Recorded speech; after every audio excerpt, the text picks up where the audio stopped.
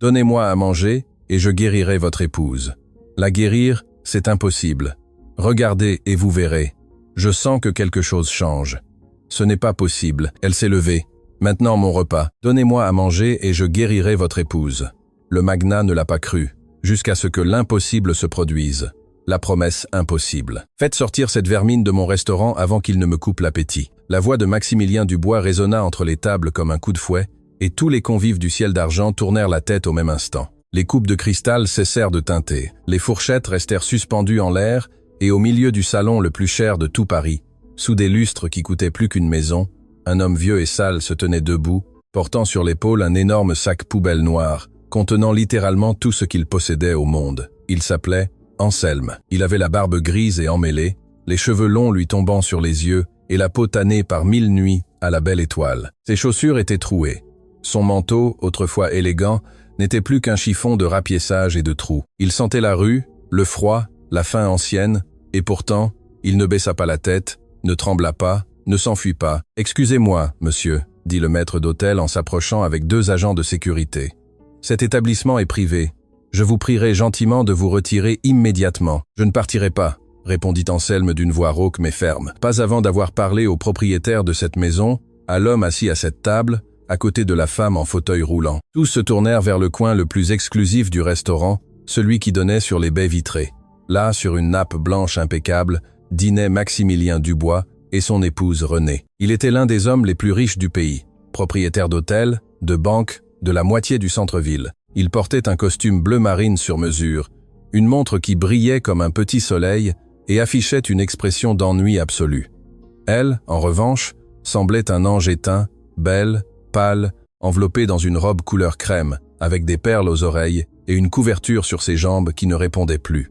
Maximilien s'essuya la bouche avec la serviette lentement et laissa échapper un rire sec. « Avec moi, dit-il, comme si l'idée seule lui donnait la nausée. Et que pourrait vouloir de moi un clochard qui dort entre les cartons ?» Anselme fit un pas en avant. Les gardes le retinrent par les bras, mais il ne résista pas, il éleva juste la voix pour que tout le salon l'entende. Chacune des 50 personnes élégantes qui le regardaient déjà entre moquerie et mépris. « Je veux vous faire une offre, monsieur Maximilien, dit-il. Une offre qu'aucun médecin au monde n'a osé vous faire. Donnez-moi à manger, seulement ça. 1 semaine de repas chaud, et en échange, il prit une inspiration. Je vais guérir votre épouse.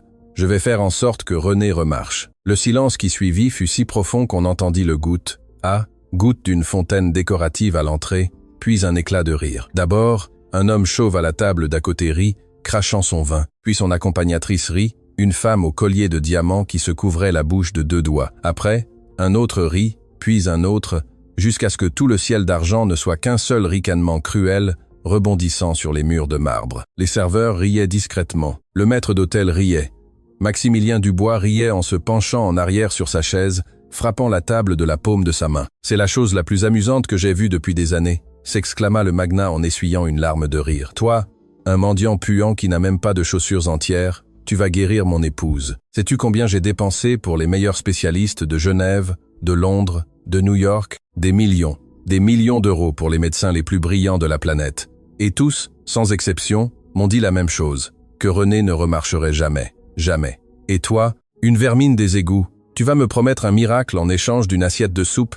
Anselme ne broncha pas. Il supporta l'humiliation avec une dignité étrange, presque insupportable, comme si chaque rire glissait sur lui sans l'atteindre. Il y avait dans sa posture quelque chose qui ne correspondait pas à ses haillons. Le dos droit, le menton haut, les mains immobiles. Les mains surtout étaient les mains d'un homme qui ne tremblait pas, des mains longues et fermes qui semblaient se souvenir d'un métier ancien, un métier de précision, de vie ou de mort. Un vieux serveur aux cheveux blancs qui servait dans ce salon depuis 30 ans l'observa depuis un coin et sentit un frisson. Il s'appelait Gérard, et, de toutes ces années, il n'avait jamais vu un pauvre regarder un riche de cette manière, d'égal à égal, sans peur et sans rancune. « Les meilleurs spécialistes du monde se sont trompés, monsieur Maximilien, dit-il d'une voix basse mais claire. Et je vais vous dire exactement en quoi, car il y a des erreurs commises par ignorance et d'autres qui le sont à dessein. »« Ça suffit !» cria le magnat, excédé. « Garde, mettez-le à la porte. Et s'il remet un pied ici, appelez la police. Qu'il pourrisse dans le froid où il appartient. » Les gardes commencèrent à le traîner vers la sortie. Le sac noir tomba de son épaule et éclata sur le sol de marbre, éparpillant ses quelques affaires devant tous. Une couverture râpée, une boîte de conserve vide, une paire de vieux livres attachés avec de la ficelle et, étonnamment, un stéthoscope rouillé. Personne ne le remarqua. Personne, sauf René, la femme en fauteuil roulant qui n'avait pas dit un seul mot de toute la scène, ouvrit brusquement les yeux. Quelque chose dans ce stéthoscope, quelque chose dans la manière de parler de ce vieil homme, dans la sécurité impossible de sa voix, lui remua la poitrine. « Attendez !» s'exclama René, et sa voix, bien que faible, coupa l'air comme un couteau. « Relâchez-le !» Les gardes s'arrêtèrent. Maximilien fronça les sourcils. « René, mon Dieu, ne lui donnez pas le change à celui-là. Laissez-le parler, Max, insista-t-elle, et il y avait dans ses yeux une étincelle que son mari ne lui avait pas vue depuis des années. L'espoir, un espoir absurde, dangereux, douloureux, mais l'espoir enfin. Je veux entendre ce qu'il a à dire. Le magnat serra la mâchoire. Tout le restaurant observait. S'il le permettait, il passerait pour ridicule devant le fleuron de la haute société. Mais s'il refusait devant son épouse malade, devant la femme qui était attachée à cette chaise depuis 3 ans, il passerait aussi pour un monstre. « Tu as 30 secondes !» cracha Maximilien, fixant le vieil homme. « 30 secondes avant que l'on te mette dehors à coups de pied. Parle. » Anselme se dégagea doucement des gardes, arrangea son manteau déchiré comme s'il s'agissait d'une veste élégante et s'approcha de la table. Il se pencha devant René. Il la regarda dans les yeux, non pas comme un mendiant regarde une dame, mais comme un médecin regarde un patient, avec attention, avec tendresse, avec une connaissance qui glaçait le sang. « Madame Dubois, dit Anselme, vous n'avez subi aucun dommage à la colonne vertébrale. Ce qu'on vous a dit est un mensonge. » René haleta. « Quoi? Que dites-vous?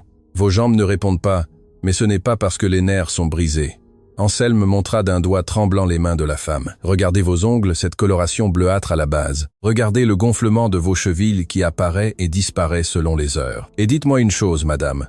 N'est-il pas vrai que chaque matin, en vous réveillant, vous sentez un goût métallique dans la bouche, et que les médicaments que vous donne votre médecin traitant, au lieu de vous améliorer, vous ont progressivement éteinte? Mois après mois, la fourchette de Maximilien tomba dans l'assiette avec un bruit sec. René porta une main tremblante à ses lèvres, le goût métallique, celui qu'elle sentait chaque matin depuis 3 ans, celui qu'elle n'avait jamais mentionné à personne, pas même au docteur, car elle pensait être folle. « Comment savez-vous cela ?» murmura-t-elle, blanche comme la nappe. Anselme se redressa lentement. Il parcourut du regard tout le salon où personne ne riait plus, où les riches le regardaient maintenant, avec un mélange de peur et de fascination. Puis il planta de nouveau ses yeux sur Maximilien Dubois. « Je le sais, » dit le vieil homme, « parce que votre épouse n'est pas malade, monsieur Maximilien. Votre épouse est lentement empoisonnée. Et je suis le seul homme dans cette ville qui sache comment l'arrêter. » Le silence devint de pierre. « Mais avant, » ajouta Anselme, et pour la première fois ses yeux brillèrent d'un semblant de sourire. « J'ai besoin que vous me donniez à manger, car un homme l'estomac vide ne peut sauver la vie de personne. Pas même la sienne. » Et tandis que Maximilien l'observait, paralysé entre la fureur et une terreur nouvelle et inconnue, personne au ciel d'argent ne remarqua qu'à une table isolée au fond, un homme en blouse élégante et avec des bagues en or avait cessé de respirer. C'était le docteur Octave Lemaire, le médecin de confiance de la famille Dubois, et il venait de pâlir. Qui est l'homme au sac? Le mot resta flottant dans l'air du ciel d'argent comme un couteau lancé au plafond, empoisonnant. « C'est une calomnie !» La voix vint du fond du salon. Le docteur Octave Lemaire se leva brusquement de sa table, renversant une coupe de vin rouge qui se répandit sur la nappe comme une tache de sang. « Monsieur Maximilien, ne permettez pas à ce vagabond de diffamer le travail de toute ma vie. J'ai soigné votre épouse pendant 3 ans, 3 ans à lui offrir le meilleur de la médecine. Et maintenant, un fou de la rue vient dire que je l'empoisonne. » Le maire était un homme élégant d'une 50aine d'années, aux cheveux gominés et une bague en or à chaque main. Il marcha vers la table des Dubois d'un pas ferme, mais quiconque le connaissait bien aurait remarqué que des gouttes de sueur perlaient son front et que son sourire professionnel tremblait à peine au coin de ses lèvres. Anselme le regarda et, l'espace d'un instant, seulement un instant, quelque chose passa entre les 2 hommes. Une reconnaissance, comme s'ils s'étaient déjà vus auparavant, dans une autre vie, dans un autre monde. « Je n'ai pas dit que vous l'empoisonniez, docteur, » répondit Anselme avec un calme terrible. « J'ai dit que madame est empoisonnée. C'est vous qui vous sentez visé. » Le salon entier retint son souffle. Le maire ouvrit la bouche, la referma et se tourna vers Maximilien avec un geste indigné. « Allez-vous permettre cela, monsieur Maximilien? Allez-vous laisser un mendiant m'insulter en public ?» Maximilien Dubois ne répondit pas immédiatement. Il fixait le vieil homme. C'était un homme habitué à lire les gens. Il avait bâti un empire en détectant les mensonges dans les salles de réunion, en flairant la peur chez ses rivaux, en sachant quand quelqu'un bluffait, et même si sa raison lui criait que ce clochard était un fou ou un escroc, Il y avait quelque chose dans ses yeux, une certitude sans faille qui l'inquiétait jusqu'aux os. « René », dit-il enfin, sans quitter Anselme des yeux. « Est-ce vrai pour le goût métallique ?» Son épouse baissa le regard, serra la couverture sur ses jambes immobiles. « Oui, Max », murmura-t-elle, « tous les matins, depuis longtemps. Je ne te l'ai jamais dit parce que je pensais que c'était mes imaginations. » Le magnat sentit que le sol de marbre tremblait sous ses pieds. 3 ans. 3 ans de médecin, de voyage, de fortune dépensée, et personne, ni le spécialiste de Genève, ni le neurologue de Londres, n'avait jamais demandé à son épouse quelque chose d'aussi simple que « Quel goût aviez-vous dans la bouche le matin ?» Seul cet homme de la rue, en 30 secondes, avait mis le doigt sur quelque chose qu'aucune éminence n'avait abordé en 3 ans. « D'accord », dit Maximilien lentement, et le mot lui coûta comme si on lui arrachait une dent. « D'accord, vieil homme, tu vas manger. Non pas parce que je crois un seul mot de ta folie, mais parce que mon épouse le demande et parce que je veux voir ta tête quand il sera prouvé que tu es un charlatan. » Le maire pâlit encore plus. « Monsieur Maximilien, je vous supplie de reconsidérer. Asseyez-vous, docteur, » coupa le magnat. « Et vous, vieil homme, asseyez-vous aussi. Nous allons vous donner à dîner, et demain, quand aucun miracle n'aura eu lieu, je vous livrerai à la police pour diffamation. Le marché vous semble-t-il juste ?» Anselme acquiesça d'une légère inclinaison de tête presque courtoise. « Cela me semble juste. » Gérard, le vieux serveur, s'empressa d'approcher une chaise, et quand Anselme s'assit à cette table aux nappes de soie, sentant la rue parmi le parfum des riches, il se produisit quelque chose que personne n'attendait. Il ne se jeta pas sur la nourriture comme un animal affamé. Il déplia la serviette avec soin, la posa sur ses genoux, prit les couverts appropriés, la fourchette à gauche, le couteau à droite, et mangea lentement avec l'élégance de celui qui a été élevé dans la haute société. Maximilien le remarqua, René le remarqua, et le maire, depuis sa chaise, le remarqua avec un frisson. Cet homme n'avait pas toujours été un mendiant. « Qui êtes-vous » demanda René à voix basse pendant que le vieil homme coupait un morceau d'agneau. « D'où venez-vous ? Comment savez-vous tout cela de la médecine ?» Anselme mâcha, avala, et, un instant, ses yeux se perdirent quelque part très loin. « J'ai été quelqu'un il y a longtemps, » dit-il. « J'avais une maison avec jardin, j'avais un nom que les gens prononçaient avec respect, j'avais des mains qui sauvaient des vies. » Il marqua une pause. « Et un jour, j'ai tout perdu. Peu importe comment. Ce qui importe, c'est que la rue m'a ôté le toit, mais elle ne m'a pas ôté ce que je sais. Et ce que je sais, madame, c'est que votre corps vous envoie des signaux que vos médecins ont choisi de ne pas écouter. » « Pourquoi dites-vous on choisit ?» intervint Maximilien en fronçant les sourcils. « Parce qu'un médecin qui ne voit pas l'évidence est un mauvais médecin, » répondit Anselme en jetant un coup d'œil à le maire. « Mais un médecin qui voit l'évidence et la cache, ce n'est plus un médecin, c'est autre chose. » Le maire frappa la table de la main. « Ça suffit, monsieur Maximilien, cet individu manipule votre épouse avec des tours de charlatan de foire. Alors, expliquez-moi, docteur, dit Anselme en se tournant vers lui avec une sérénité qui mettait en rage. Pourquoi prescrivez-vous à madame René des doses croissantes d'un sédatif pour les nerfs, quand ses symptômes ne sont pas nerveux mais neuromusculaires? Pourquoi chaque fois qu'elle s'améliore un peu, vous ajustez sa médication et elle empire à nouveau? Je l'ai vu 1000 fois dans la rue, docteur. Je connais ceux qui empoisonnent lentement. Ils ont le même sourire que vous. » Le silence fut absolu. Maximilien se tourna vers le maire et pour la première fois en 3 ans, regarda son médecin de confiance avec une ombre de doute. « Est-ce vrai pour les doses, Octave ?» Monsieur Maximilien. Le maire déglutit. « La médecine est compliquée. On ne peut pas l'expliquer à un profane, encore moins à un indigent. Je vous exige de le chasser immédiatement. » Mais Maximilien ne l'écoutait plus. Il regardait son épouse. Les yeux de René étaient remplis de larmes et une main serrée contre sa poitrine, comme si, après 3 ans d'obscurité, quelqu'un avait ouvert une fente de lumière. « Max, dit-elle d'une voix brisée, je veux qu'il reste, pas une nuit, la semaine entière, comme il l'a demandé. Je veux qu'il essaie. René, s'il te plaît. 3 ans, Maximilien, éclata-t-elle, et son cri fit se retourner tout le restaurant. 3 ans dans cette chaise, 3 ans à me voir m'éteindre avec ta pitié et tes médecins hors de prix qui ne servent à rien. S'il y a une seule possibilité, une seule, de remarcher, laisse-moi y croire. Même si ça vient d'un homme qui dort dans la rue, même si tu ne crois pas, laisse-moi croire à moi. » Le magnat la regarda longuement et quelque chose dans sa poitrine de pierre, quelque chose qui s'était endurci pendant des années par les affaires et l'argent, se fissura à peine. « 1 semaine, dit-il finalement, se tournant vers Anselme. « Tu as 1 semaine, vieil homme. Tu mangeras chez moi, tu dormiras sous mon toit, et tu feras ce que tu as à faire avec mon épouse, toujours sous surveillance. Mais écoute-moi bien, si au 7e jour René n'a pas fait un seul pas, je te livrerai à la police et je m'assurerai que tu pourrisses dans une cellule. Compris ?» Anselme posa les couverts sur l'assiette vide, s'essuya la bouche avec la serviette et sourit pour la première fois de la nuit. Un sourire fatigué, ancien, plein de cicatrices. Compris, monsieur Maximilien. Une semaine est tout ce dont j'ai besoin. Cette nuit-là, tandis que la limousine des Dubois traversait la ville en direction de l'hôtel particulier, avec Anselme assis à l'avant, toujours enveloppé dans ses haillons, le docteur Octave Lemaire resta seul sur le parking du restaurant. Il sortit son téléphone de ses mains tremblantes, composa un numéro qui n'était enregistré sous aucun nom, et, quand on répondit de l'autre côté, il dit à peine 3 mots d'une voix si basse que le vent de la nuit les emporta presque. « Nous avons un problème. » Et à des kilomètres de là, dans l'hôtel particulier illuminé qui se dressait sur la colline, René Dubois regardait par la fenêtre de sa chambre, attendant l'arrivée de l'étranger qui lui avait promis un miracle. Dans son esprit passa, comme chaque nuit, le souvenir de ce jour maudit d'il y a 3 ans. La voiture qui avait dérapé de la route dans le virage de la falaise, les freins qui n'avaient pas répondu, bien qu'elle les eût fait vérifier cette même semaine. Le choc, les vitres, le sang, et ensuite le silence blanc de l'hôpital. On lui avait dit que c'était un accident. On lui avait dit d'avoir foi, d'accepter sa nouvelle vie en fauteuil. Mais on ne lui avait jamais expliqué pourquoi les freins d'une voiture neuve avaient lâché d'un coup. On ne lui avait jamais expliqué pourquoi ce matin-là quelqu'un avait modifié son emploi du temps pour qu'elle conduise seule sur cette route. Renée avait appris à ne pas se poser ces questions, car chaque fois qu'elle le faisait, une ombre froide lui parcourait le dos.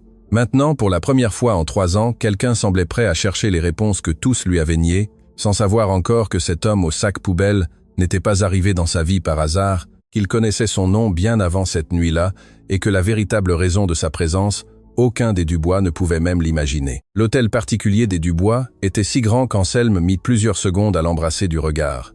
3 étages de marbre blanc, des escaliers en spirale qui montaient comme pour toucher le ciel, des lustres en cristal qui valaient plus que tout ce qu'il avait possédé de sa vie. Et pourtant, quand les employés lui offrirent l'une des suites d'hôtes avec un lit de plumes et une salle de bain en or, le vieil homme secoua la tête. « Donnez-moi la chambre de service la plus proche de celle de madame, » dit-il. « Je ne suis pas venu dormir comme un roi, je suis venu travailler. » Maximilien, qui observait du haut de l'escalier, les bras croisés, fronça les sourcils.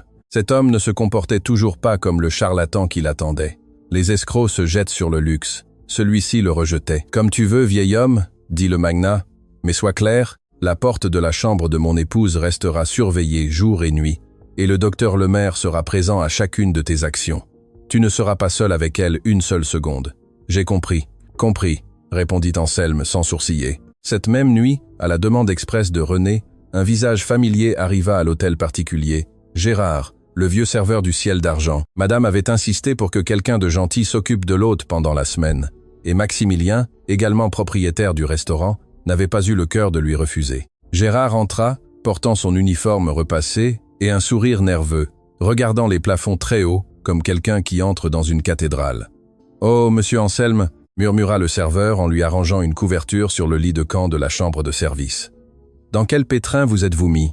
Ces riches vont vous dévorer tout cru si le miracle n'opère pas. Je dis que vous feriez mieux de prendre la nourriture de la semaine, de la mettre dans votre sac et de vous éclipser par la porte de derrière avant l'aube. » Anselme laissa échapper un rire étouffé, le premier depuis longtemps. « Je ne vais pas m'éclipser, Gérard. J'ai des comptes à régler dans cette maison. »« Des comptes ? Vous connaissez les Dubois d'avant ?» Le vieil homme ne répondit pas. Il regarda simplement par la petite fenêtre de la chambre vers l'aile où dormait René, et dans ses yeux passa une ombre que Gérard ne sut déchiffrer. Le lendemain matin, le travail commença.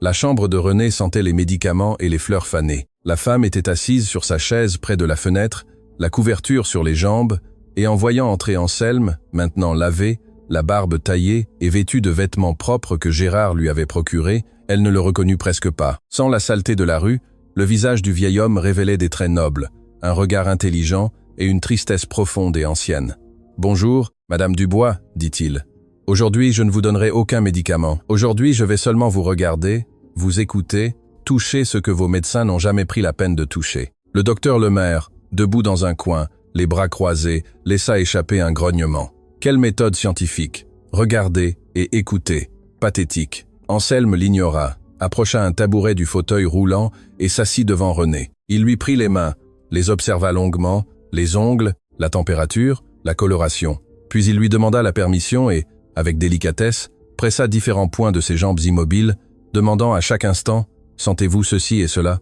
Ici, rien. Et si j'appuie ici sur le coup de pied ?»« Rien, docteur, » répondit René, les yeux humides. « Je ne sens rien depuis l'accident. » Mais alors Anselme pressa un point très spécifique, juste sous le genou droit, et René eut un tressaillement presque imperceptible. « Là, dit le vieil homme, et quelque chose s'alluma dans sa voix. Là, vous avez senti quelque chose. Ne le niez pas.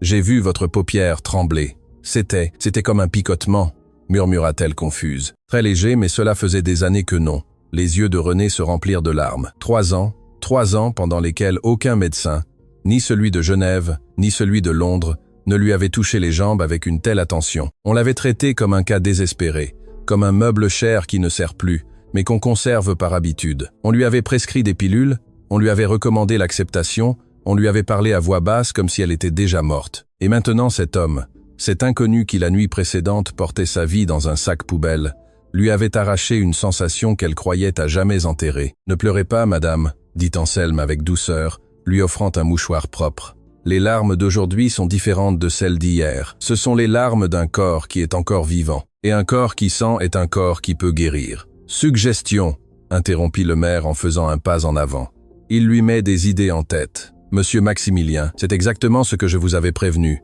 Pure manipulation. » Maximilien, qui observait depuis la porte, ne dit rien, mais il avait vu le tressaillement de son épouse.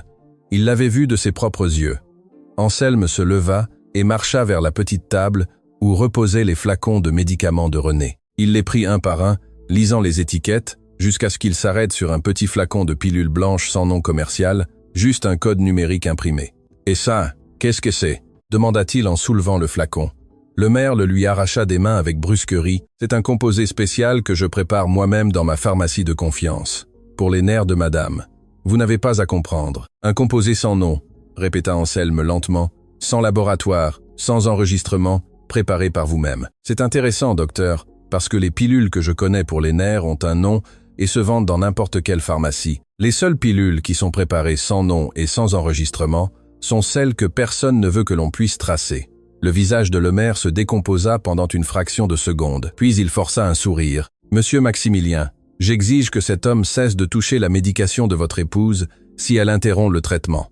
Je ne me porte pas responsable des conséquences. » « Quelles conséquences ?» demanda Maximilien, entrant enfin dans la chambre. « Rechute, convulsion. Votre épouse pourrait gravement empirer si elle cesse de prendre ce composé. » Anselme regarda le magnat droit dans les yeux. « Monsieur Maximilien, je vous propose quelque chose. Suspendons ce composé sans nom pendant 3 jours, seulement 3.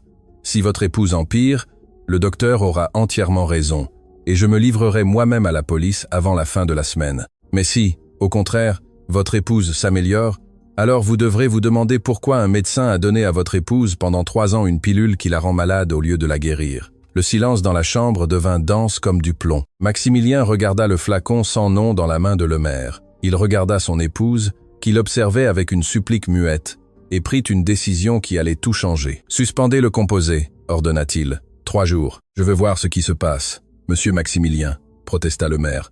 C'est mon dernier mot, Octave. 3 jours. Le médecin serra les lèvres jusqu'à ce qu'elles deviennent une ligne blanche, rangea le flacon dans sa mallette, ramassa ses affaires et sortit de la chambre sans dire au revoir. Mais en traversant le couloir, loin des oreilles de l'hôtel particulier, il sortit de nouveau son téléphone et composa ce numéro sans nom. « Le vieil homme a trouvé les pilules », murmura-t-il d'une voix tremblante de rage et de peur. « Il en sait trop. Il faut avancer le plan. Non, le risque m'importe peu. Si elle s'améliore, tout s'écroule. Vous comprenez? Tout.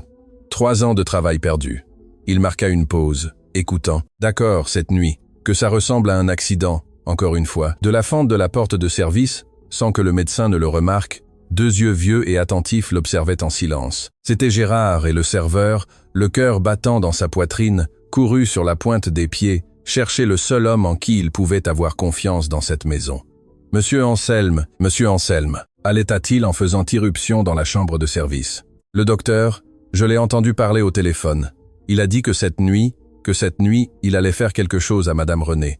Il a dit que ça ressemble à un accident. » Anselme se leva brusquement du lit de camp. Tout le calme de son visage disparut, remplacé par une détermination féroce. « Alors il n'y a pas de temps à perdre, » dit le vieil homme en se levant. « Gérard, écoute-moi bien, cette nuit, personne ne va dormir. Nous allons protéger cette femme, même si cela nous coûte la vie, car si quelque chose arrive à René Dubois, » sa voix se brisa un instant, « je ne pourrai pas le supporter une seconde fois. » Gérard le regarda sans comprendre ses derniers mots, mais n'osa pas demander. Le premier signe. L'hôtel particulier dormait, Mais Anselme non, assis sur une chaise près de la porte de la chambre de René, avec Gérard qui ronflait doucement dans le couloir, le vieil homme veillait dans l'obscurité comme une sentinelle. De temps en temps, il entrouvrait la porte et vérifiait que madame respirait tranquillement. L'horloge de parquet du couloir sonna 2 heures du matin, puis 3 heures, et à 3h30, quand même les grillons du jardin s'étaient tus, une silhouette glissa dans le couloir, collée au mur, avec quelque chose de brillant à la main. Anselme avait passé toute la nuit à repasser dans son esprit ce qu'il savait. Ce n'était pas un pressentiment, c'était une certitude. Il avait connu des dizaines d'hommes comme Lemaire pendant ses années d'hôpital. Des hommes à la blouse propre et à l'âme sale qui apprenaient à tuer sans laisser de traces, cachant le crime derrière des mots techniques que personne n'osait remettre en question. Il savait qu'un homme acculé attaquait toujours la nuit. C'est pourquoi il ne s'était pas couché. C'est pourquoi il attendait.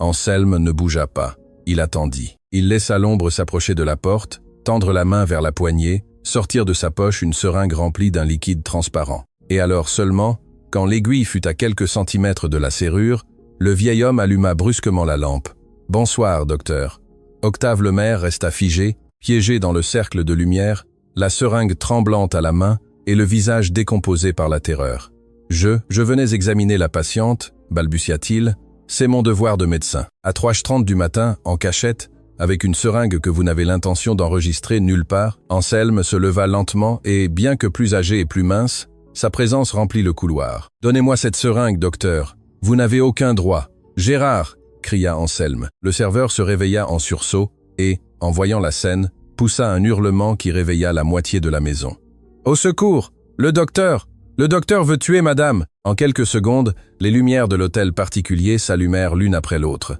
Maximilien descendit l'escalier en robe de chambre, échevelé, le cœur à la gorge. Les gardes accoururent et, au milieu du couloir, trouvèrent le docteur Lemaire acculé, une seringue à la main devant la porte de la chambre de René. « Qu'est-ce que cela signifie ?» rugit Maximilien. « Monsieur Maximilien, ce vieux fou m'a tendu un piège !» cria Lemaire. « Je venais seulement administrer à votre épouse sa dose nocturne. »« Quelle dose ?» Anselme lui arracha la seringue des mains et la leva à la lumière. « Vous avez suspendu le composé sur ordre de monsieur Maximilien il y a à peine quelques heures. Que faites-vous donc en pleine nuit, en cachette, voulant injecter cela à une femme endormie? Envoyons ce liquide à un laboratoire indépendant dès maintenant et que la science dise la vérité. » Lemaire pâlit. Un instant, ses yeux cherchèrent la sortie comme un animal acculé. « Monsieur Maximilien, dit-il, se reprenant avec un calme fin, allez-vous vraiment croire un indigent ramassé dans la rue plutôt que le médecin qui a pris soin de votre famille pendant 3 ans? D'accord, envoyez la seringue au laboratoire. Mais je vous avertis d'une chose, enquêtez aussi sur ce sauveur. Demandez-vous qui il est réellement. Demandez-vous pourquoi un homme qui prétend avoir été médecin a fini par dormir parmi les ordures. Il y a des secrets dans son passé, monsieur Maximilien, qui vous glacerait le sang, et avec cette menace empoisonnée flottant dans l'air, le docteur ramassa sa mallette et exigea de se retirer. Maximilien, confus, ordonna aux gardes de l'escorter jusqu'à la porte et de garder la seringue sous clé. Le reste de la nuit, personne ne dormit. Au lever du jour, cependant, il se produisit quelque chose qui éclipsa toutes les ombres. C'était le 3e jour sans le composé sans nom. René se réveilla, et pour la première fois en 3 ans, elle ne sentit pas le goût métallique dans la bouche. Elle se redressa dans le lit avec une clarté mentale qu'elle avait oubliée, les joues colorées, les yeux brillants, et quand Anselme entra pour l'examiner et lui demanda, comme chaque matin, d'essayer de bouger les orteils, le miracle se produisit. Le gros orteil du pied droit bougea, à peine 1 millimètre, mais il bougea. René laissa échapper un cri étouffé. Anselme allaita et Gérard, qui regardait depuis la porte, tomba à genoux en se signant. Encore une fois, supplia le vieil homme d'une voix tremblante d'émotion. « Essayez encore, madame. » René ferma les yeux, concentra toute son âme sur ce pied endormi depuis 3 ans et le bougea de nouveau. Cette fois-ci 2 orteils. 2 orteils qui répondirent à sa volonté. « Je sens, » murmura-t-elle d'une voix brisée par l'étonnement. « Anselme, je sens vraiment. Je sens le frottement du drap sur la plante de mon pied.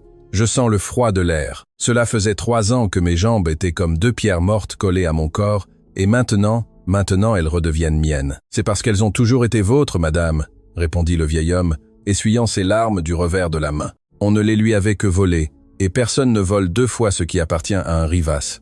René ne comprit pas la dernière phrase, mais elle n'eut pas le temps de demander car l'émotion la submergea. « Max !» cria-t-elle en pleurant et en riant à la fois. « Maximilien, viens, je bouge mes orteils. Je peux bouger mes orteils. » Le magnat arriva en courant, et quand il vit son épouse, après 3 ans en fauteuil roulant, bouger les orteils de son plein gré, l'homme de fer, le magnat qui ne pleurait jamais, tomba à genoux près du lit et fondit en larmes comme un enfant. « Comment est-ce possible ?» balbutia-t-il entre deux sanglots, prenant la main de son épouse. « Comment, après 3 ans ?»« C'est possible, » dit Anselme, les yeux également humides. « Parce que la seule chose qui était brisée chez votre épouse n'était pas la colonne vertébrale, Monsieur Maximilien, c'était la confiance. On lui a fait croire qu'elle était finie pour qu'elle cesse de lutter, et pendant qu'elle s'abandonnait, ce composé la maintenait endormie de l'intérieur. Aujourd'hui, sans le poison dans le sang, son corps se réveille. Mais ce n'est que le début, nous n'avons fait qu'effleurer la surface. Pendant quelques heures, l'hôtel particulier fut pure joie, mais l'ombre de Lemaire ne tarda pas à revenir. Ce même après-midi, Maximilien reçut une enveloppe. À l'intérieur se trouvaient des photographies, de vieilles coupures de journaux et un dossier. Et en le lisant, le magnat sentit que le sol s'ouvrait sous ses pieds. Les photographies montraient un homme plus jeune en blouse blanche, entouré de caméras et de microphones.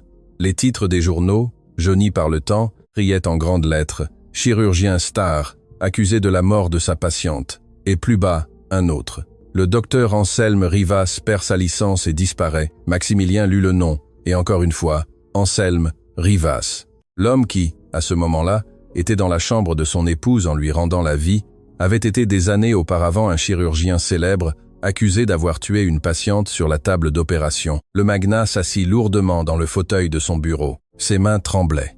Une partie de lui voulait déchirer cette enveloppe et la jeter au feu, car il venait de voir son épouse bouger les orteils après 3 ans, et aucun vieux papier ne pouvait effacer ce miracle. Mais une autre partie, la partie froide et méfiante qui avait construit son empire, lui chuchotait que rien dans cette vie n'est gratuit et qu'un homme avec un passé si sombre n'apparaissait pas à sa porte par hasard. Et si tout n'était qu'une farce élaborée, et si le miracle de son épouse n'était que l'hameçon d'une vengeance longuement planifiée. Mais il y avait quelque chose de plus dans ce dossier, une dernière feuille, et en la lisant, le sang de Maximilien se glaça, comme Lemaire l'avait promis. Le nom de la patiente qu'Anselme Rivas était censé avoir tuée lors de cette opération il y a 10 ans, était un nom que Maximilien connaissait très bien, trop bien. C'était le nom de famille Dubois. Les mains tremblantes, le magnat monta les escaliers et fit irruption dans la chambre où son épouse riait pour la première fois depuis des années et déposa les photographies sur le lit. « Avant que tu ne touches à nouveau mon épouse, dit-il d'une voix brisée par la rage et la confusion, tu vas m'expliquer une seule chose, Anselme Rivas. » Il montra la dernière feuille du dossier. « Pourquoi la femme que tu as tuée sur cette table d'opération portait-elle mon nom de famille ?» Anselme regarda les photographies, regarda le nom écrit sur la feuille, et toute la couleur disparut de son visage. « Parce que cette femme, dit le vieil homme dans un murmure à peine audible, était mon épouse et la mère de votre épouse, Monsieur Maximilien. » René cessa de respirer. « Quoi? Que dites-vous » Anselme se tourna vers elle, des larmes roulant sur ses joues burinées. « Que je ne suis pas arrivé dans ta vie par hasard, René, dit-il, que je te cherche depuis 10 ans, que tu ne sais pas qui je suis en réalité, et que la femme qui est morte sur cette table, celle que tous disent que j'ai tuée, était ta vraie mère, la chute du chirurgien. » La chambre resta silencieuse. René, assise sur le lit, regardait le vieil homme comme si le sol entier s'était évanoui sous ses pieds. Maximilien serrait les photographies froissées dans son poing, et Anselme, debout près de la fenêtre, la lumière du soir dessinant les rides sur son visage, commença à parler pour la première fois en 10 ans. Il raconta toute la vérité. « Il y a de nombreuses années, commença-t-il.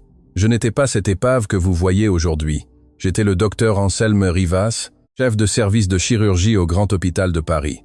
On m'appelait Main d'Or. J'ai opéré des cœurs que nul autre n'osait toucher. J'ai sauvé des enfants qui arrivaient en fin de vie. J'avais la renommée, l'argent, le respect, mais la chose la plus précieuse que j'ai jamais eue ne tenait pas dans un cabinet. » Sa voix se brisa. « La chose la plus précieuse que j'ai jamais eue, c'était elle, Catherine. »« Catherine, » murmura René. « Ta mère. » Anselme ferma les yeux. « Catherine était la femme la plus belle et la plus courageuse que j'ai connue. Nous sommes tombés amoureux quand nous étions jeunes et pauvres, avant que je ne sois quelqu'un. Nous nous sommes mariés en secret, car sa famille n'aurait jamais accepté un chirurgien sans nom. Et de cet amour est né René, une enfant aux yeux immenses, qui me serrait le doigt de toutes ses forces quand je la portais. Tu étais mon monde entier, le mien et celui de ta mère. » René porta une main tremblante à sa bouche. Quelque chose en elle, une porte fermée toute sa vie, commençait à grincer. « Mais la famille de ta mère était puissante et fière, » continua Anselme, et sa voix se durcit. « Ils ne nous ont jamais pardonné. Pour eux, Catherine avait sali le nom en m'épousant. Ils voulaient la récupérer. Ils voulaient te récupérer toi. Et ils voulaient quelque chose de plus. L'héritage que ta mère avait à son nom. Une fortune qui, par testament, passerait à sa fille. À toi. Quoi? Qu'est-il arrivé à elle? Demanda René presque sans voix. Anselme appuya son front contre le verre froid de la fenêtre. Quand il parla de nouveau, les larmes coulaient librement sur son visage. Ta mère est tombée malade. Une affection cardiaque qui nécessitait une chirurgie. J'étais le meilleur chirurgien du pays, mais par éthique, j'ai refusé de l'opérer moi-même. On ne doit jamais opérer ceux qu'on aime parce que les mains tremblent. Alors j'ai fait confiance à mon équipe. J'ai fait confiance à un jeune médecin ambitieux, recommandé par la propre famille de Catherine, un homme qui souriait beaucoup et qui promettait l'impossible. Anselme ouvrit les yeux et les fixa dans le vide. Cet homme s'appelait Octave Lemaire. Le nom tomba sur la chambre comme une pierre. Pendant l'opération, quelque chose a mal tourné, poursuivit le vieil homme. Les doses étaient altérées, les registres manipulés. Catherine est morte sur la table sous mes yeux, sans que je puisse rien faire. Et quand j'ai voulu dénoncer ce que j'avais vu, il était déjà trop tard. Ils avaient réécrit toute l'histoire. Soudain, les papiers disaient que j'avais opéré, que j'avais commis l'erreur fatale, que moi, avec mes mains d'or, j'avais tué ma propre épouse par négligence. Sa voix se brisa en 1000 morceaux. Ils m'ont retiré ma licence. Ils m'ont traîné dans les journaux. Ils m'ont transformé en le monstre qui a tué la femme qu'il aimait. Et pendant que je sombrais dans cet enfer, ils ont fait ce qu'ils ont toujours voulu. Ils t'ont arraché de mes bras, t'ont déclaré orpheline, et t'ont élevé comme une Dubois sous leur nom, loin de moi. Ils m'ont dit que je ne te reverrai jamais. René pleurait en silence, les deux mains sur sa poitrine. J'ai passé 10 ans dans la rue, René, dit Anselme. 10 ans à dormir entre les cartons, à manger des ordures, à te chercher à chaque coin de rue de chaque ville. J'ai perdu ma maison, mon nom, ma raison par moment, mais je n'ai jamais perdu une seule chose. La promesse que j'ai faite à ta mère avant qu'elle ne ferme les yeux sur cette table, je lui ai juré que je te retrouverai, que je te protégerai, que je ne laisserai pas ces maudits te faire de mal. Il s'approcha lentement du lit. Et il y a 3 semaines, en mendiant devant un hôpital, j'ai entendu 2 infirmières parler de l'épouse invalide du magnat Dubois, d'une jeune femme, belle, en fauteuil roulant qu'aucun médecin ne parvenait à guérir, et d'un docteur de confiance qui la soignait, le docteur Octave Lemaire. Ses yeux brûlaient. Alors je l'ai su. J'ai su que je t'avais trouvé, et j'ai su que la même main qui a tué ta mère était maintenant en train de te tuer toi lentement dans ce lit. Le silence qui suivit fut insupportable. Tu mens, dit Maximilien, mais sa voix n'avait plus de force. Tout cela est une histoire de vengeance. Vous voulez détruire le nom de ma famille, monsieur Maximilien? Répondit Anselme avec une tristesse infinie. Croyez-vous qu'un homme qui veut se venger dédierait sa dernière force à redonner les pas à l'épouse de son ennemi? Je ne suis pas venu détruire qui que ce soit. Je suis venu sauver ma fille, et il se trouve que ma fille, par un cruel tour du destin, a fini mariée à vous. Maximilien recula comme s'il avait été frappé, et alors il se produisit quelque chose que personne n'attendait. René, d'une voix tremblante, commença à fredonner. Une mélodie ancienne, douce, une berceuse qui sortait d'un coin oublié de sa mémoire, d'avant qu'elle n'ait des souvenirs. Anselme resta pétrifié. « Cette chanson, murmura-t-il, c'est la chanson que ta mère te chantait toutes les nuits. Dors, mon ciel. Personne d'autre ne connaît cette mélodie. Elle l'a inventée pour toi. » René cessa de fredonner. Les larmes coulaient à flots. « Je l'ai eue en tête toute ma vie, » dit-elle étouffée. « Depuis que j'ai des souvenirs, j'ai cru l'avoir rêvée. J'ai demandé à la famille et personne n'a su me dire d'où elle venait. Ils me disaient que j'étais folle. » Elle regarda Anselme, les yeux débordants. « C'est toi, vraiment, c'est toi, tu es mon. » Elle ne put terminer le mot. Anselme, les mains tremblantes, sortit de ses haillons un petit objet qu'il avait gardé pendant 10 ans contre sa poitrine, un médaillon d'argent usé, noirci par le temps. Il l'ouvrit. À l'intérieur se trouvait une photographie minuscule et décolorée, une jeune femme radieuse, tenant un bébé enveloppé dans une couverture bleu clair. « C'est ta mère, » dit le vieil homme. « Et ce bébé, c'est toi le jour de ta naissance. La seule chose que j'ai pu sauver quand ils m'ont tout pris. Regarde le revers, René. Regarde ce que ta mère a fait graver. » René prit le médaillon de ses doigts tremblants et lut les lettres presque effacées. « Pour ma René, même si le monde nous sépare, mon amour te trouvera. Maman. » Et alors il n'y eut plus de doute dans son cœur. Seulement une immense douleur et une vérité qui l'attendait depuis toujours. Mais à cet instant précis, avant que ces retrouvailles ne puissent se compléter, les portes de la chambre s'ouvrirent brusquement. Le docteur Lemaire entra. Cette fois, il n'était pas seulement accompagné de 2 officiers de police et d'un avocat tiré à 4 épingles. « Le voici !» s'exclama Lemaire, désignant Anselme d'un doigt accusateur. « C'est l'homme, le docteur Anselme Rivas, fugitif de la justice, condamné pour homicide involontaire il y a 10 ans. Je le suis à la trace depuis des semaines. Il s'est infiltré dans cette maison, a drogué Madame Dubois avec des méthodes de charlatan et l'a mise en grave danger. « Officier, arrêtez-le immédiatement !»« Non !» cria René, « il n'a rien fait, il me soigne. »« Madame, pour votre propre sécurité, » dit l'un des policiers en sortant les menottes. « Cet homme a un mandat d'arrêt en cours. Il doit nous accompagner. » Gérard, qui était entré après le tumulte, s'interposa, les bras ouverts. « Ne l'emmenez pas, c'est un homme bon. J'ai entendu le docteur Lemaire planifier un crime au téléphone. Je l'ai entendu. Et qui va croire un serveur ?»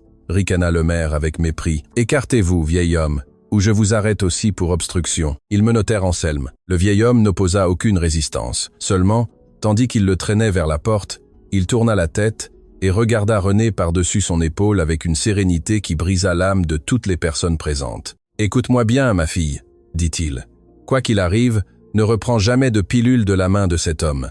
Aucune. Tu m'entends?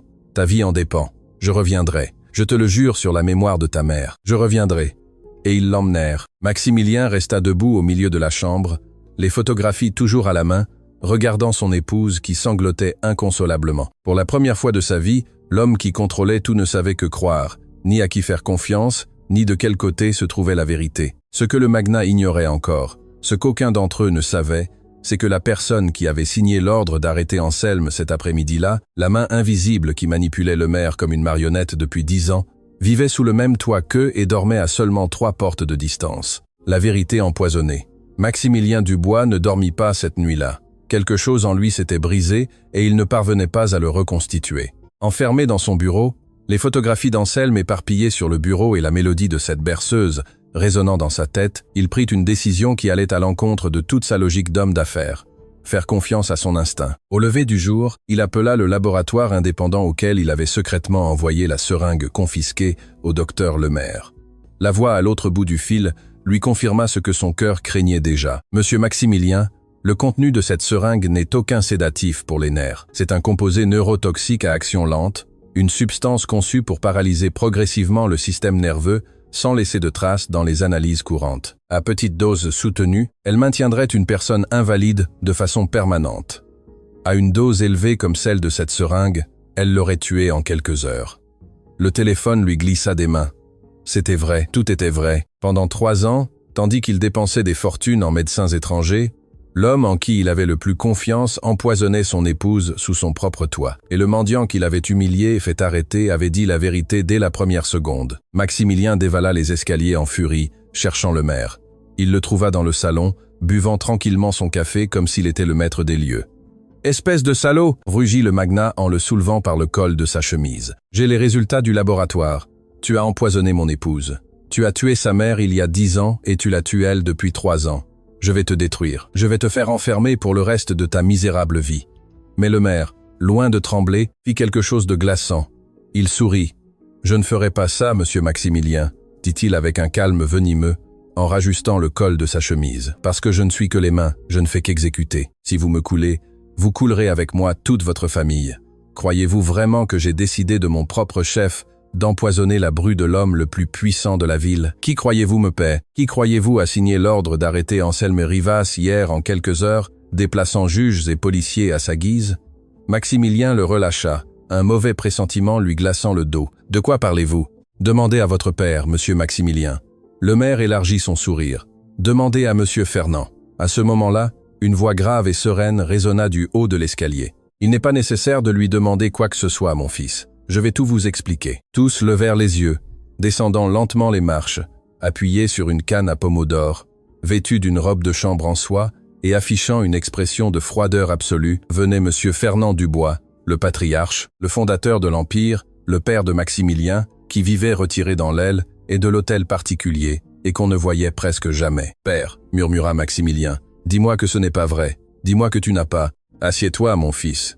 Et écoute, car tu es assez homme maintenant pour comprendre comment on construit et on protège une fortune. » Monsieur Fernand atteignit la dernière marche et regarda son fils sans un gramme de remords. Catherine était ma sœur cadette, une femme têtue, rêveuse, qui a décidé de ruiner le nom de cette famille en épousant un chirurgien affamé.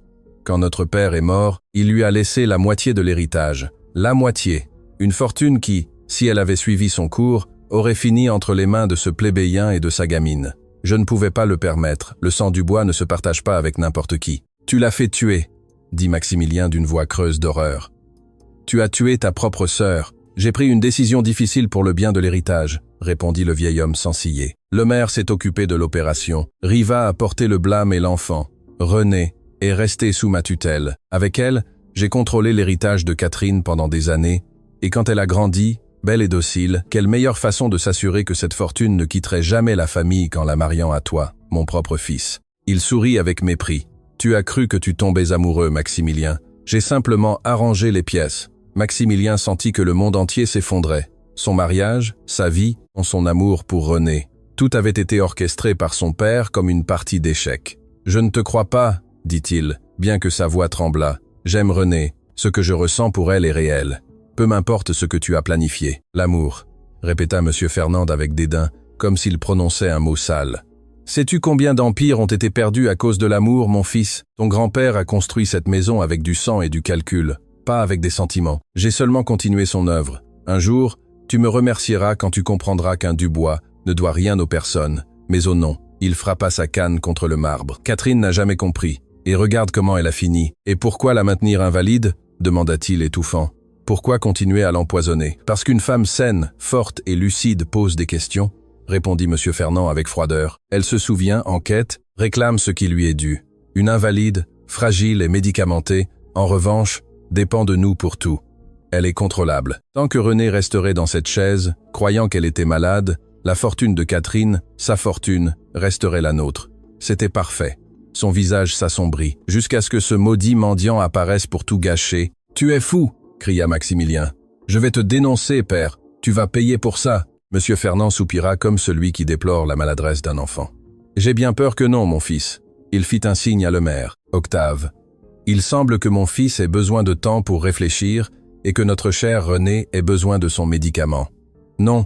Maximilien se précipita, mais les deux gardes du corps de M. Fernand, des hommes qui ne répondaient qu'au patriarche, le maîtrisèrent immédiatement, le traînèrent en se débattant et en criant vers le bureau et fermèrent la porte à clé de l'extérieur. Pendant ce temps, le maire monta les escaliers avec une nouvelle seringue dans sa mallette, directement vers la chambre de Renée. La femme, qui avait entendu les cris mais ne pouvait bouger du lit, le vit entrer et sut immédiatement ce qu'il venait faire. « N'osez pas, dit-elle, se traînant vers l'autre extrémité du lit. Anselme m'a prévenu, je ne prendrai plus rien de votre main. Je crains que ce ne soit plus une invitation, madame, répondit le maire, s'approchant avec la seringue. Ce sont des ordres d'en haut, et cette fois, ce ne sera pas une petite dose. Renée cria de toutes ses forces, mais l'hôtel particulier était immense, et les gardes de M. Fernand avaient dégagé le couloir. Le maire la retint par le bras. L'aiguille s'approcha de sa peau, et alors Renée fit la seule chose qui lui restait. Avec tout l'amour, la terreur et la rage accumulées, elle concentra sa volonté sur ses jambes, qui commençaient à peine à se réveiller, et donna un coup de pied. Ce fut un mouvement maladroit, faible, mais suffisant pour faire tomber la mallette au sol et gagner de précieuses secondes en criant le nom de la seule personne qui pouvait encore la sauver. « Anselme, père, aide-moi » Mais Anselme était à des kilomètres, enfermé dans une froide cellule du commissariat, les poignets marqués par les menottes et le cœur brisé de ne pas pouvoir tenir sa promesse. Ou du moins, c'est ce que croyait M. Fernand Dubois, car ce que le patriarche ignorait, c'est que ce même matin, un vieux serveur aux cheveux blancs avait pris le bus jusqu'au commissariat avec une enveloppe sous le bras, une enveloppe contenant les résultats du laboratoire que Maximilien avait laissé oublier sur le bureau. Et avec quelque chose de plus, l'enregistrement que Gérard, tremblant de peur, avait réussi à capter avec son vieux téléphone la nuit où il avait entendu le maire planifier le crime par la fenêtre. « Je viens voir le détenu », dit Gérard à l'officier de garde d'une voix aussi ferme qu'il put. « Et j'apporte la preuve de son innocence, la preuve que le véritable criminel est toujours en liberté et que, pendant que nous parlons, il est sur le point de tuer une femme à l'hôtel particulier des Dubois. » L'officier, intrigué, prit l'enveloppe et, à l'intérieur de cette cellule, en entendant les mots de Gérard résonner dans le couloir, Anselme Rivas leva la tête pour la première fois depuis des heures et dans ses yeux fatigués se ralluma une vieille flamme que 10 ans de rue n'avaient pas réussi à éteindre. « Tiens bon, ma fille, murmura-t-il en s'accrochant au barreau. J'arrive cette fois-ci, j'arriverai à temps. L'impossible se produit. » L'officier de garde écouta l'enregistrement 3 fois. On y entendait, avec une clarté absolue, la voix du docteur Octave Lemaire dire « Si elle s'améliore, tout s'écroule cette nuit, que ça ressemble à un accident encore une fois. » Puis il examina le rapport du laboratoire indépendant, scellé et signé, qui confirmait le poison neurotoxique. Et enfin, Il regarda le vieil homme dans la cellule, celui que tous croyaient être un mendiant fou, et comprit qu'il avait entre les mains quelque chose de bien plus grand qu'un fugitif ordinaire. « Faites sortir le détenu », ordonna-t-il, « et préparez 3 voitures de police. Nous allons à l'hôtel particulier des Dubois maintenant. » Quand les menottes s'ouvrirent, Anselme se frotta les poignets et regarda Gérard, les yeux remplis de larmes. « Vieux têtu », lui dit-il en l'étreignant. « Tu m'as sauvé la vie. Vous m'avez rendu la foi, monsieur Anselme, » répondit Gérard, souriant entre les larmes. « Maintenant, courez, votre fille a besoin de vous. » Les voitures de police traversèrent la ville, les sirènes hurlant en direction de l'hôtel particulier. Pendant ce temps, le temps s'épuisait. Le maire avait récupéré la mallette du sol et maintenait René contre l'oreiller, seringue à la main. La femme luttait de toutes ses forces défaillantes, mais le médecin était plus fort. « Restez tranquille, ce sera rapide. Une défaillance cardiaque. Personne ne se doutera de rien. S'il vous plaît, supplia René. Mes jambes se réveillent, je peux vivre, j'ai mon père de retour. Ne me faites pas ça. » L'aiguille effleura sa peau, et alors la porte éclata en morceaux. Anselme Rivas fit irruption dans la chambre comme une trombe, suivi des policiers. 10 ans dans la rue lui avaient appris à se déplacer vite quand une vie était en jeu. Et aucune cellule, aucune menotte, aucun monsieur Fernand du monde n'allait l'empêcher d'atteindre sa fille. Avant que le maire ne puisse réagir, il lui tordit le poignet et lui arracha la seringue des mains, la projetant contre le mur, où le liquide mortel se répandit inoffensif sur le marbre. « Laisse ma fille !» rugit Anselme. Les policiers maîtrisèrent le maire immédiatement. Le médecin, acculé, perdit complètement son masque de calme. « Je ne faisais qu'exécuter des ordres !» cria-t-il en se débattant. « Ce n'était pas moi, c'était monsieur Fernand. Il a tout planifié. Il a tué Catherine. Il m'a obligé. Je ne suis qu'un employé. Vous avez l'enregistrement, vous avez tout, mais le véritable assassin, c'est lui. Merci pour la confession, docteur, dit l'officier en chef. Vous êtes arrêté pour tentative d'homicide. Et pour le meurtre de Catherine Dubois il y a 10 ans, tout est enregistré. » À cet instant, les portes du bureau s'ouvrirent en grand. Maximilien, qui avait réussi à forcer la serrure de l'intérieur, jaillit vers la chambre de son épouse. Il arriva juste à temps pour voir le maire menotté et Anselme à genoux près du lit, tenant la main de René. « René !» Maximilien courut vers elle, effondré. « Pardonne-moi, pardonne-moi, mon amour. Je ne savais rien. Je te le jure devant Dieu. Je ne savais pas ce que mon père. » Il se tourna vers Anselme, et le fier magnat fit quelque chose qu'il n'avait jamais fait de sa vie.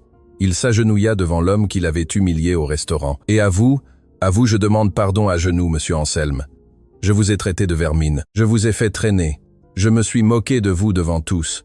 Et vous, pendant ce temps, étiez le seul à dire la vérité, le seul à vouloir la sauver. Je n'ai pas de quoi vous rembourser ce que je vous ai fait. » Anselme le regarda sans rancune. Il posa une main sur son épaule.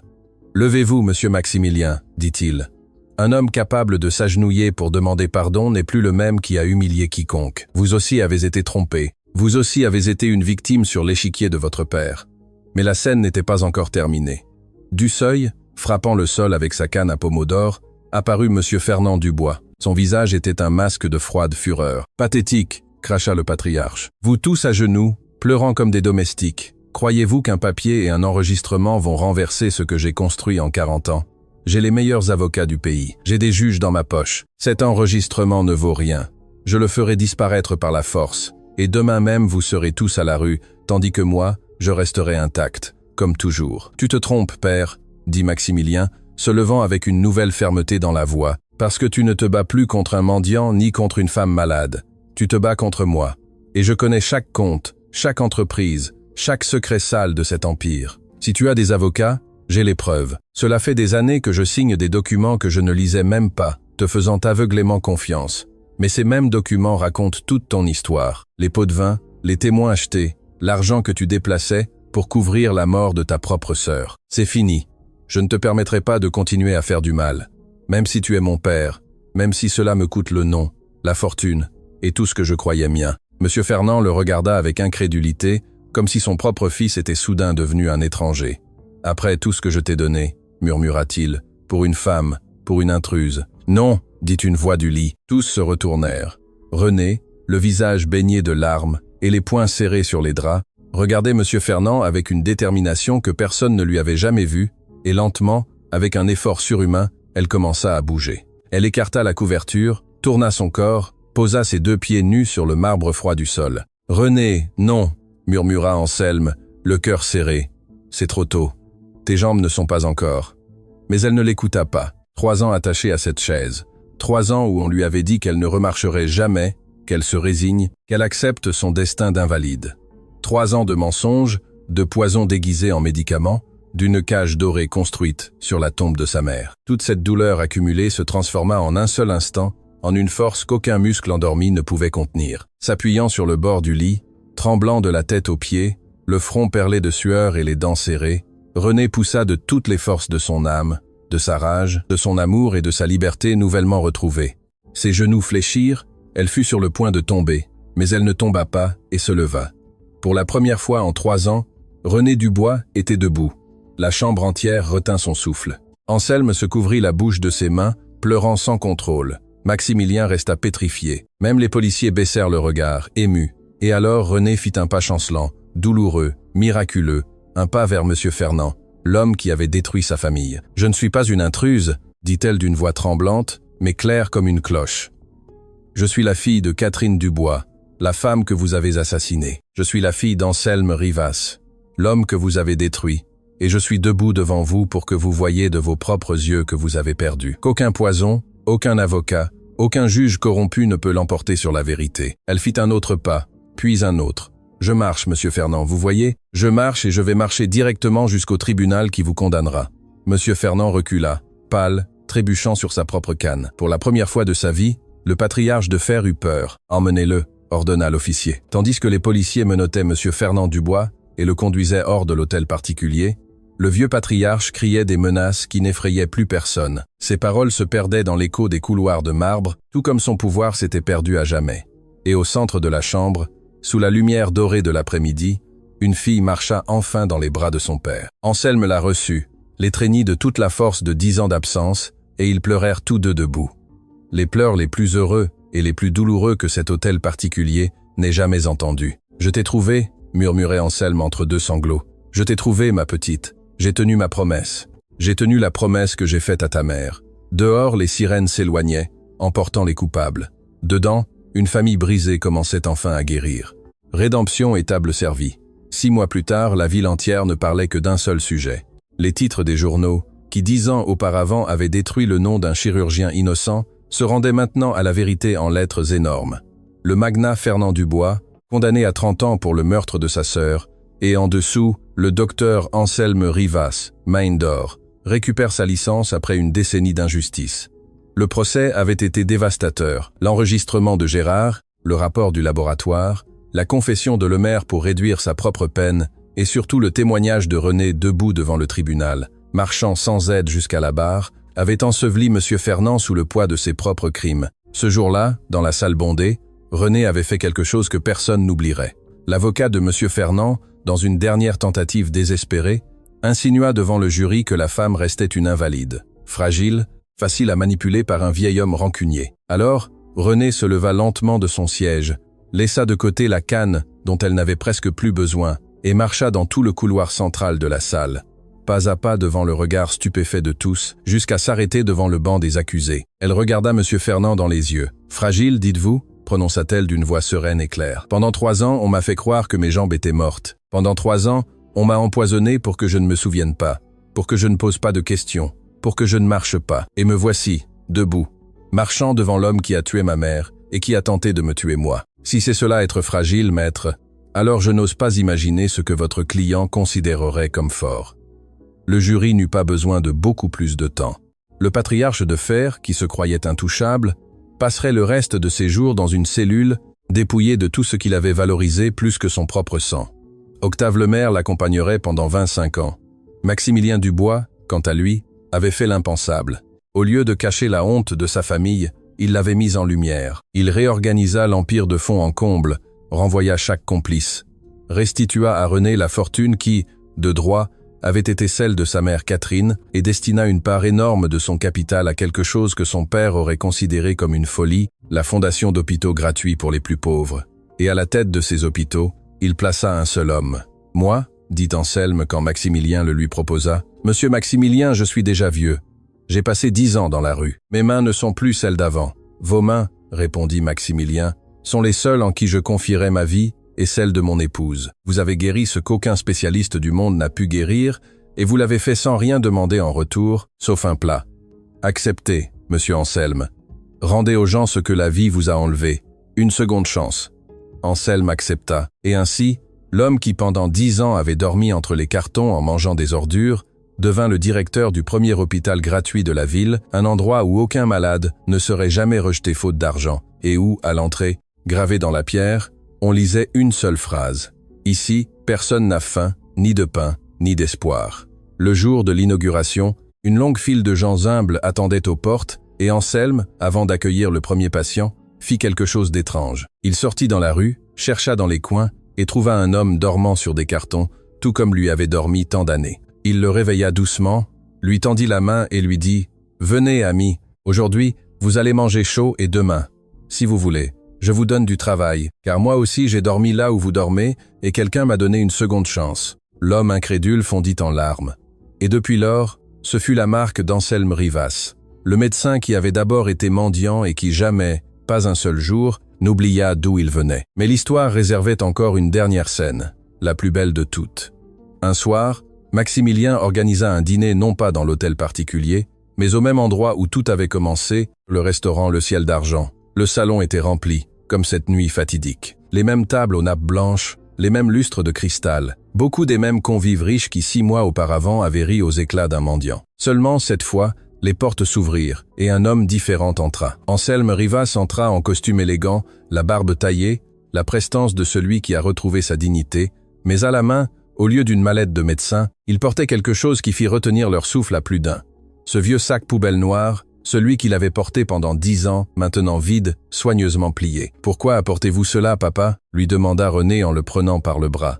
Elle marchait à ses côtés dans une robe bleue ajustée sur ses 2 jambes saines. « Pour ne jamais oublier, ma fille, » répondit le vieil homme, « pour me rappeler qu'un homme vaut par ce qu'il a dans le cœur, non par ce qu'il a dans les poches. Que celui qui rit aujourd'hui du pauvre, demain peut avoir besoin de ses mains, et que la dignité ne se perd pas, même si on vous enlève tout. Elle ne se perd que lorsque l'on cesse d'être juste. » Ils arrivèrent à la table principale. Là attendait Maximilien debout et le vieux Gérard, qui ne portait plus d'uniforme de serveur. Maximilien l'avait nommé administrateur général du restaurant, et cette nuit-là, pour la première fois en 30 ans, Gérard s'asseyait comme invité d'honneur au lieu de servir. « Monsieur Anselme, » dit Gérard en essuyant une larme avec un mouchoir, « vous vous souvenez de cette nuit où je vous ai dit de prendre la nourriture et de vous éclipser par la porte de derrière ? Je m'en souviens, vieux têtu. Eh bien, heureusement que vous ne m'avez pas écouté, » rit Gérard. « Regardez où nous en sommes maintenant. » Maximilien leva sa coupe et tout le salon se tut. Ces mêmes riches qui se moquaient auparavant écoutaient maintenant avec respect. « Il y a 6 mois, » dit le magnat d'une voix pleine d'émotion. « Dans ce même salon, un homme est entré, demandant à peine un plat en échange d'un miracle. Je l'ai traité de vermine. Je me suis moqué de lui. J'ai ordonné qu'on le traîne à la rue. » Il marqua une pause, regardant Anselme dans les yeux. Et il s'est avéré que cet homme, le plus pauvre de tous ceux qui étaient ici cette nuit-là, était aussi le plus riche. Riche en honneur, riche en amour, riche en une noblesse qu'aucun de nous, avec tout notre argent, n'a su reconnaître. Ce dîner est ma façon de lui demander pardon publiquement devant ceux-là même qui l'ont humilié et de lui dire devant toute la ville « Merci, monsieur Anselme. Merci de m'avoir rendu mon épouse et merci de m'avoir appris ce que mon père, avec toute sa fortune, ne m'a jamais appris, que la vraie richesse est la bonté. » Et alors tout le salon, ces mêmes personnes qui 6 mois auparavant riaient avec cruauté, se levèrent et éclatèrent en un long, sincère et ému applaudissement. Certains pleuraient. La femme au collier de diamants, celle qui avait craché du vin de rire cette nuit-là, se couvrait maintenant le visage avec la serviette, honteuse. Anselme, debout devant tous, ne dit pas de grands mots, il sourit simplement. Avec ce sourire fatigué et ancien, plein de cicatrices, et il étreignit sa fille. « La seule chose que j'ai demandé cette nuit-là, c'était de la nourriture, » dit-il à voix basse tandis que René l'embrassait. « Et la vie m'a rendu bien plus qu'un plat. Elle m'a rendu ma fille, elle m'a rendu mon nom, et elle m'a rendu la foi qu'un jour ou l'autre, la vérité trouve toujours le chemin de la maison. » Ils s'assirent tous à table, la même table où 6 mois auparavant un magnat arrogant avait humilié un mendiant.